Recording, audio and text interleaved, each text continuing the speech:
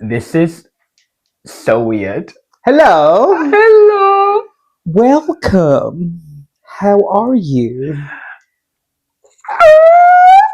This is so We're wild. back. Hello, everybody. We're back again. All these bitches better than mention Malibu Babylon and never get to everything Babylon. You can't do that Why? because it's copyright. Oh. You can't do that. Yeah, we can. No, you can't. Yeah, I'm we being can. serious. You can't. Oh. We'll just bleep things in. No, what for 10 seconds? I can sing along to a rap and song. I'll hear other podcasters I doing think it. you. Well, you're not other podcasts. You're Well, a brown person I got some in the words, Western I've world. probably got some words wrong, so sue me. Actually, don't sue me. Hello, everybody. Welcome to the You Don't Love Me Boys podcast. My name is Amir. My name is also Amir. This is weird. We've not done this for the longest time. It's weird on so many levels. We haven't done this since like July, August time. And a lot has changed since then. And we are fully back and we are fully raw dogging it. If you could see our setup right now, it is fully, I don't even know, but we are here and we are here to deliver the goods. And also Capri Sun, 5 calories for these little things, sponsor us. Do you like them? Yeah, I love them. What do you love about Capri Sun? I think they're just delicious and fruity, and I'm fruity, and they're low calorie. Fabulous. Anyway, how are you? I'm mixed. Yeah. I'm like You mixed. like I'm girl, she moves to Harlem. Girl, I am doing really well. Okay, so this is really interesting because sorry to cut you off, but like you're not so for the I'm not apologetic, whatever.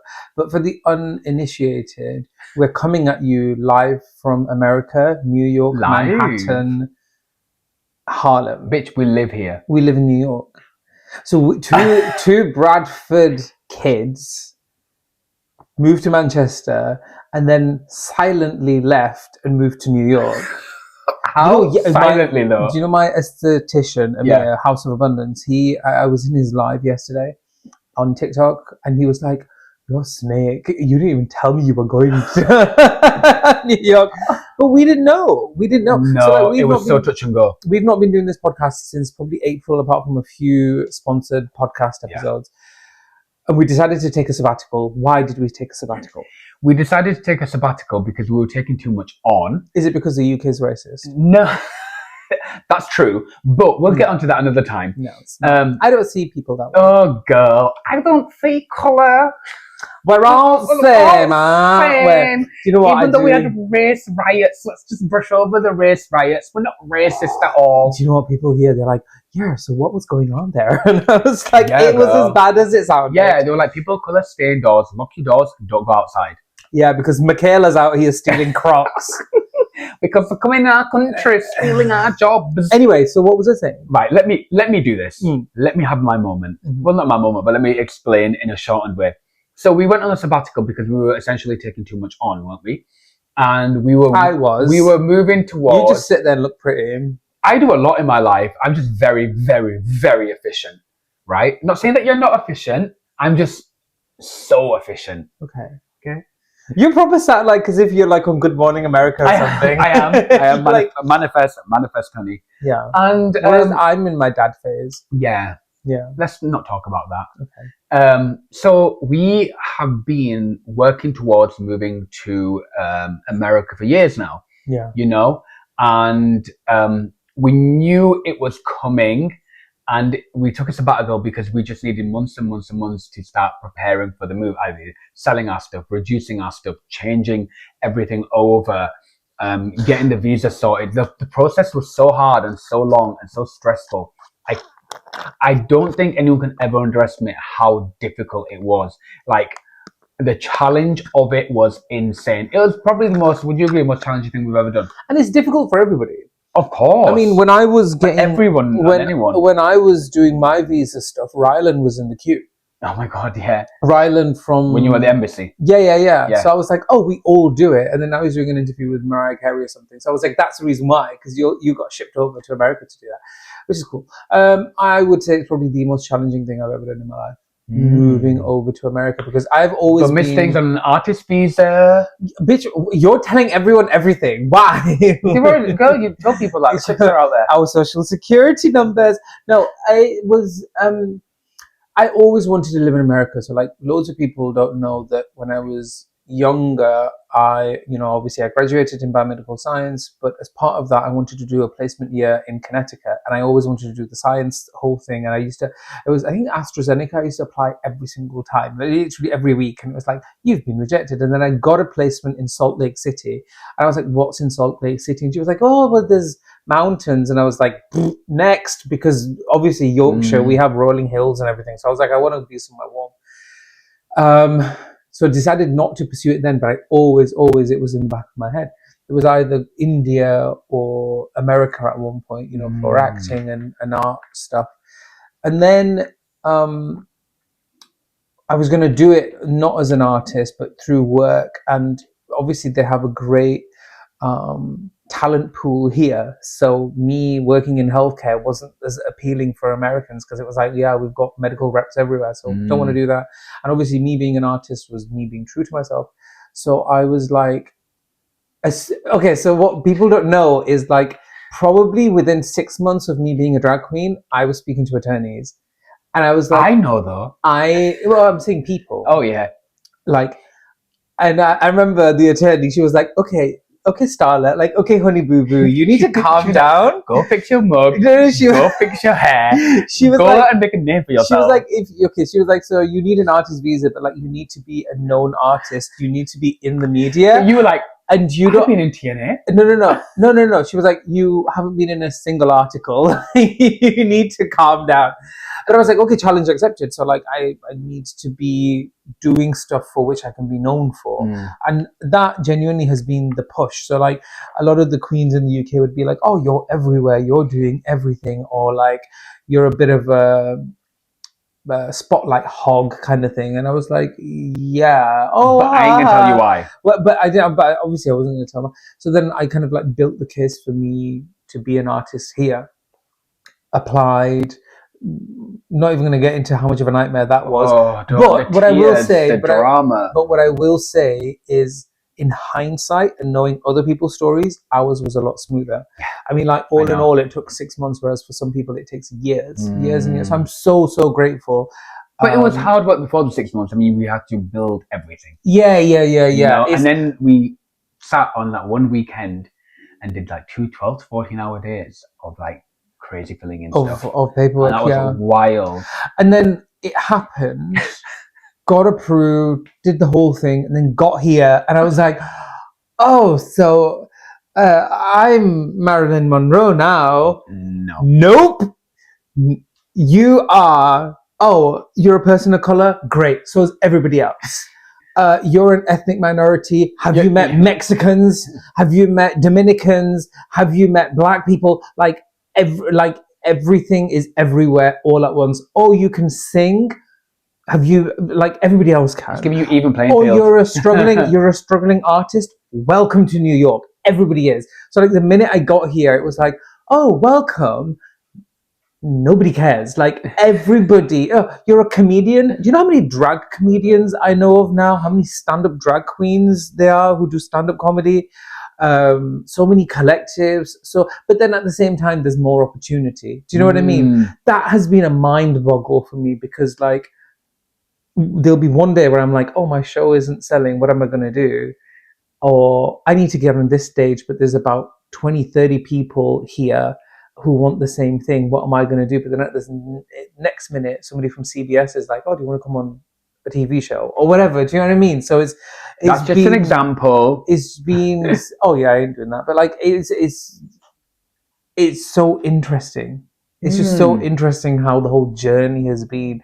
And you've been, sorry, I know I'm talking for ages, but like you've been witness to it and you have been co-conspirator, whatever it is. You've kind of... Co-conspirator. Oh, whatever it is.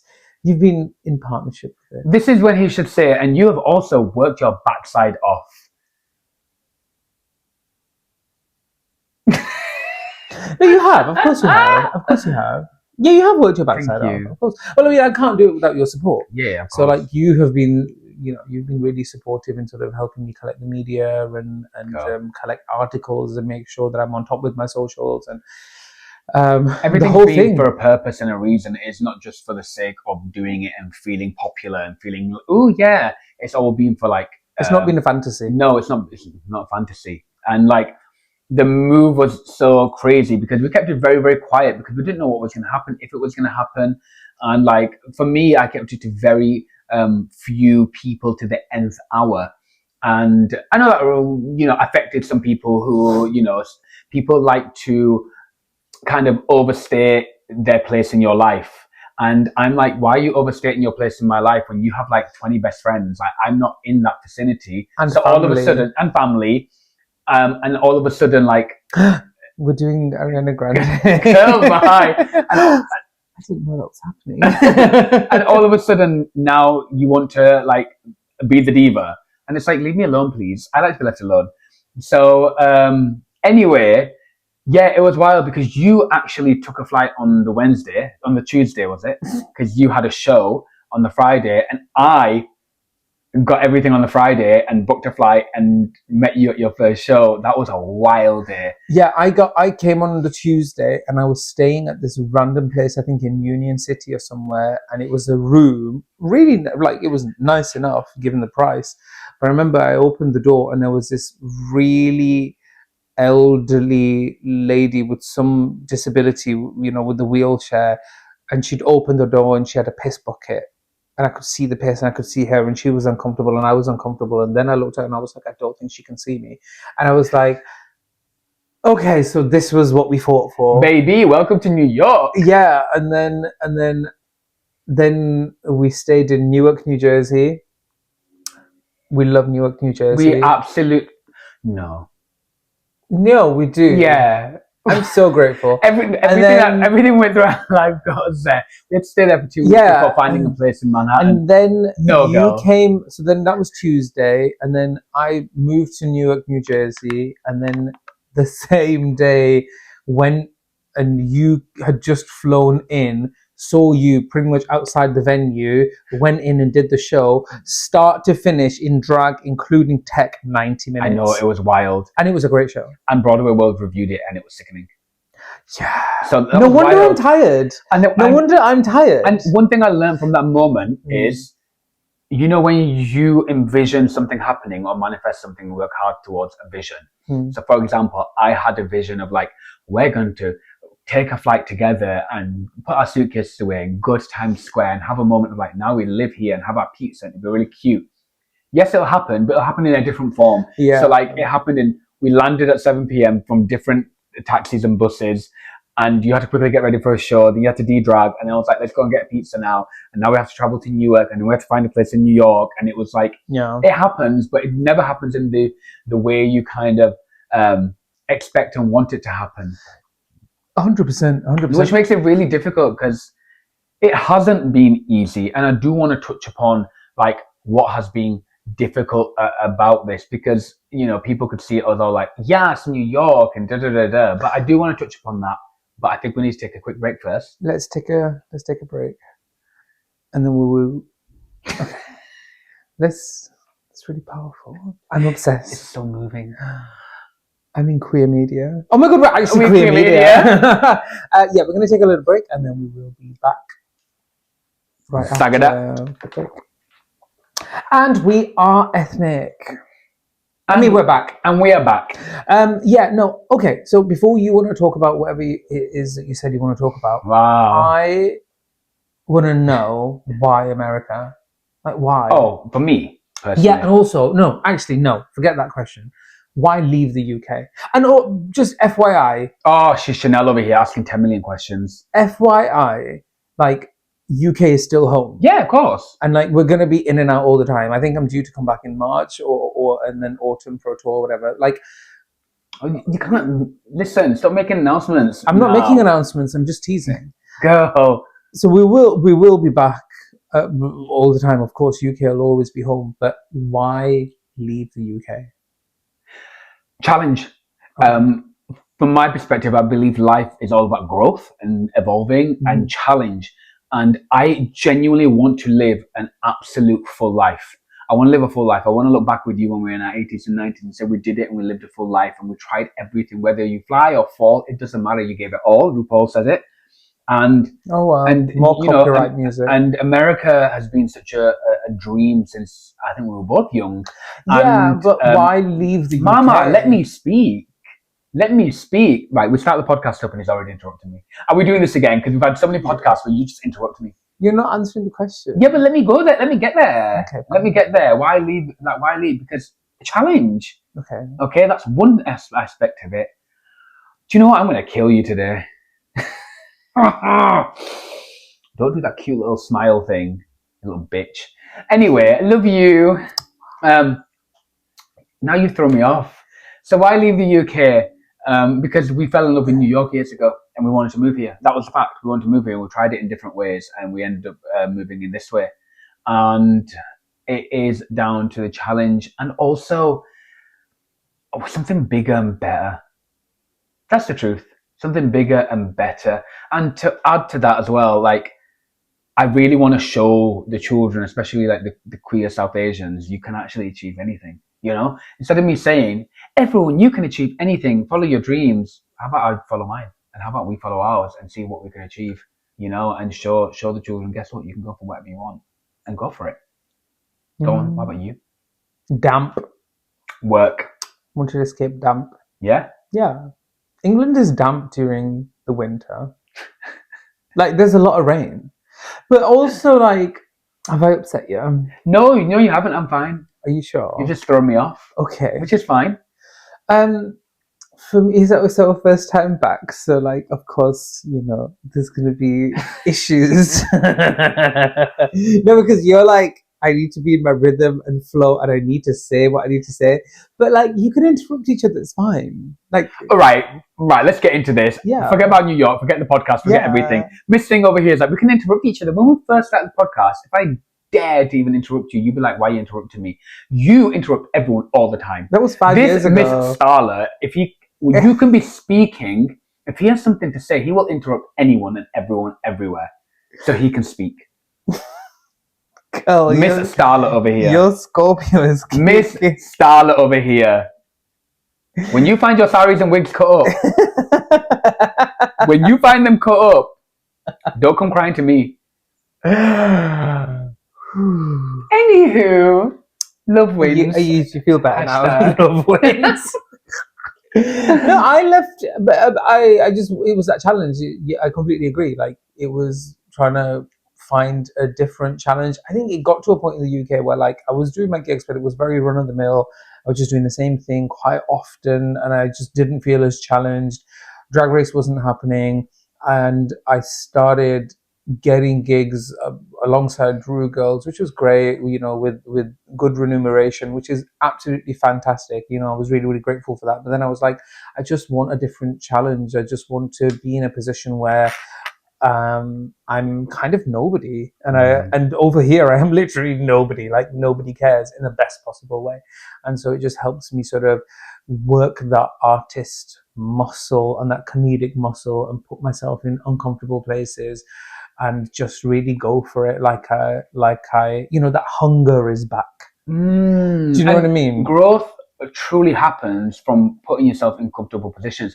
And I noticed that. I think, like, with your drag in the UK, I think there was a ceiling as well, especially as a person of colour and a South Asian and a Desi. There's so much stuff that I would love to talk about that I noticed, and I just stayed silent a lot of times in the UK. The treatment towards you, I know you won't touch upon it, but I can.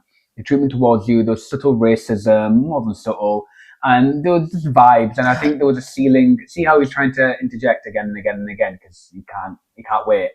And I just think it was time for a new challenge, and absolutely grateful. I love the UK, love Manchester, love my chosen family there. I miss my sisters, I miss my friends, and stuff like that. But it was time for a change, and you know, like I said, challenges help you grow. And you come to New York and it's like, yes, lights, bam, bam. You want the reality of moving to New York within the first few weeks? Get mugged.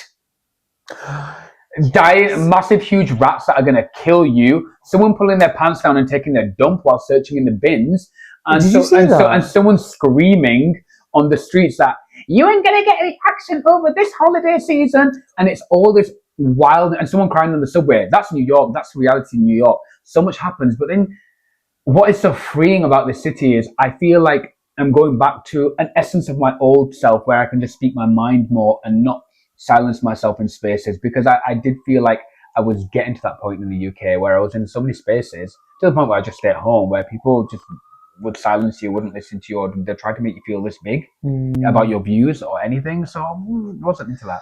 I think also for you, it was a case of like you've grown tremendously since being here, and we've only been here for like 6 7 weeks or whatever.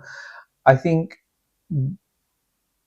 you've got a higher degree of independence here. Like you just go and do your thing, which in doing it in a major city is scary, but like being here really forces you to grow really I quickly. didn't think that would happen. I thought I'd Now be too it's scared to go like, anywhere. yeah, oh, it's like with me with drag. You know, people are like, yeah, we see drag queens in face and makeup all the time, and then literally within weeks, I'm in full face, full drag, going over to Brooklyn, and but that's just the reality of the city and the place.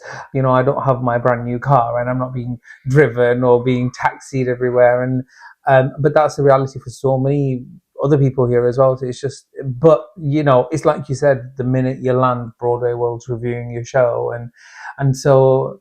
And even like, you know, with ourselves, with brand endorsements and people getting in touch and people wanting to know who we are and doing PR and stuff, there's just a lot more going on. And here I've noticed that if you want something, you know, like Jack Mizrahi lives down the road. Yeah. One of the creative directors of Pose. Love the guy. Absolutely brilliant. He's like, so what do you want to do? I was like, I want to do this, I want to do this, I want to do this. Like, as I'm talking, I don't want to say it because. No, don't say it. But he was like, oh, okay, so within this period, this will happen. And I was like, wait, you're not. It's a whole different way of thinking. Here, if you say something, people will rise to help you get that. And like this, I get overwhelmed with how much people are willing to help me sometimes. And I've said this to you before, where I'm just like, okay, I need to sit down now because like there's so much happening. Whereas in the UK, like even if you take race out of it, British people, generally speaking, are quite risk averse. And as soon as I've said it, I know people are going to be like, well, no, we've got evidence that we're not. Collectively, I'm sorry to say we are, because as soon as you say, I want to do something, people will be like, who do you think you are? Why do you want to do this? How are you going to do this? What if this happens? It's just a completely different mindset. And I think in a post-Brexit world, that has done us way more damage than good. I think like, just if I could take, you know, as somebody who's like part of British culture, part of British South Asian culture, if I was to take away something from here, it is that feeling of hope and possibility despite everything that's going on in the world. Do you know what I mean? I completely agree. Completely agree with you. And it's that feeling like every day is really hard here. It's really, really hard. You know, you miss certain things. I'm so uncomfortable every day because I was in so much comfort. And, you know, I got to the point. But every day I feel grateful that I'm here. It's the New York is the wildest city. It is like it will slap you and kick you every day, and it will also massage you at the same time by the end of the day. But there's so much opportunity here, and then it's up to us to grab the opportunity and see where we go with it. I don't know what's going to happen. I just know we're going to give it our all. I just don't know whether we're going to, whatever success, failure, whatever. Because for me, I don't like the word failure anyway, because failure is not doing, you know? There's no, and failure is great when you learn from it. But like, I don't know what's going to happen. But all I know is we set our minds onto a goal, a huge one, you know, for anyone, a huge one for little Pakistani boys from a small tiny place. Do you know what I mean? Little gay boys from a small tiny place. We set our minds on a goal and we achieve that goal. And now we've just got to see what happens and, you know, set our minds on a new goal and a new challenge and see what takes us there. But I'm really proud of us, by the way. I'm really, really proud of us. And I hope anyone listening, watching or whatever, especially queer people, especially for me personally, like queer South Asians anywhere in the world, just know that you can achieve anything regardless of your background and where you started. We didn't have any privileged background or startup, and honestly, we hustled. Yeah. We really, really hustled, and and you can too. And you've got to find those people who want to raise you up. They're out there, even in the UK. Like of course they are. Like I wouldn't have been able to do what I do had I not had the support of really lovely people. There are people out there who are willing to do that. Stay away from the ones who are cynical of your goals and dreams. I think of this specific queen who I worked with last year for a period of time, and it was very much like, oh, you think you're everything, and oh, you have a really high sense of self, and oh, you're a diva, and blah blah blah. What did you do? Did you even move? Open your mouth? No. There we go. Always. But like, she's doing the exact same stuff as I'm doing, and in fact, I can think of two, and trying to follow a very similar, or trying to do a very similar pattern. So it's like you're just trying to tear the person down because you ultimately want the same as the other one, but you change the goalposts and you create these rule sets that everyone has to follow, whereas in actual fact there are no rules. Okay, this is how we do theatre, darling. Yeah, this is how we do theatre. This is how we do stage, and I'm going to do it this way. And it's like, go shut the fuck up. Do you know the most successful I'm sorry for swearing, but like, shut up. The most successful people don't follow the rule book. Yeah, so it's like, for those who kind of see that thing in you. And the other thing before we wrap up, in terms of drag, I just want to bring it back to is, when we talk about race and racism and racial biases, yes, there exist. But for me, the challenge was always something that I capitalized on, which was, oh, it's something different. My drag was always something different. Oh yeah, that's all anyone So I'd always get booked for some. I never had a residency in the UK. Yeah, people don't realize that, do they? Apart from my own self-produced shows were my residencies, where I was marketing and selling it with your support and some other people. But I didn't have a residency. I never had a bar that said, "Do you want to do a show here weekly or monthly?" Because I was always something different coming into town, which was great because I was able to capitalize on the novelty of that. Here, that doesn't seem to be the case. Here, it's like, let's do this, and if it works out well, let's do it regularly. And then it's a different. It's wild how in the UK being South Asian is a novelty, despite the fact that we're the largest ethnic minority there, and also Brexit. Brexit, a reduced economy, all of that is going to make things a lot worse because people aren't going to spend as much money. So then you're going to cling on to your core base and tailor to that base, and you won't be able to experience the full colors of the rainbow. You're just going to go to that core of, let's get drunk. Let's do a few Shania Twain songs, fast and nasty, 2-hour show, get out. Because we're just out here surviving rather than thriving. So it's unfortunate, but I hope things get better. Yeah. I think it's time to wrap up. I think so. I have no idea what this podcast was about, what's happening, what's going on. I think it was phenomenal. Should we sit and record another episode? I think so. Yeah, let's do it. Yeah. I'm ready. Yeah. Are you still mad at me? Oh no, I love you. Are you kidding me? I can never be mad at you. I just like have a moment, and you've got to over-exaggerate it for behind the scenes podcast. You were over-exaggerating. No, I was going to kill him fully. Thank you so much, everybody, for listening. I hope you like our new setup. If it's not great, bear with us. Like, comment, subscribe. Share, please. Yeah. We'll see you next time. See you next time. Goodbye. You don't love. Oh yeah, we used to do that. We love you, but you don't love me. Goodbye. Fab Episode.